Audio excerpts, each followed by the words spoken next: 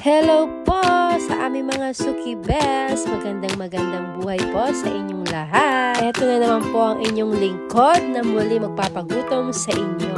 At ayan po, nakikita nyo ang aming finished product ng aming mga lutong pagkain. At nakakatuwa po dahil super blessed po tayo. Dahil hindi po tayo nakakalimutan ni Suki Bells para umorder sa amin ng mga lutong pagkain para sa kanilang mga darating na okasyon. At sobrang salamat po talaga sa aming mga Suki Bells na patuloy na nag-order po sa amin. At nakakatawa pa po nito ay pag umorder po sila sa amin ay talagang umuulit po sila.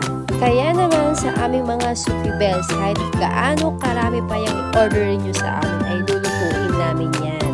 Gagawin namin ang pinaka-the best na lasa para sa inyo.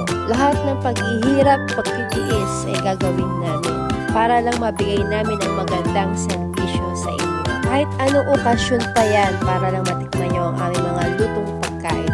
Mapa-birthday man, anibersaryo, break up din ng boyfriend nyo, nagkabalikan kayo, reunion, inventory ng store nyo, lahat-lahat dyan pwedeng-pwede. Basta usap lang po tayo ng masinsinan mga Suki Bell.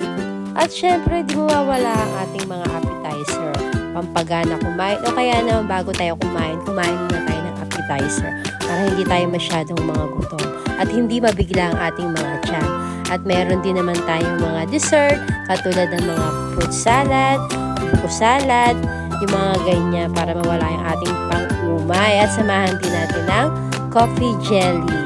At syempre, kung masarap ang ating mga ulam, masarap din ang ating mga dessert. Mas lalong sasarap ang ating mga lutong pagkain dahil meron tayong pagtutulungan. At pagkakaisa kasama ang ating masisipag na assistant naming mag-asawa. Share ko lang po sa inyo aming mga Suki Bells bago po namin nagawa ang mga bagay na yan. Syempre maraming proseso ang nangyari at naganap sa araw na iyan. Andiyan yung madaling araw pa lang, nagbabudget ka na, aalamin mo kung ano yung mga dapat bilhin, gigising ka ng maaga para lang mamalengke. Pagka pamalengke, ratrata na, hiwa-hiwa, hiwa dito, hiwa doon.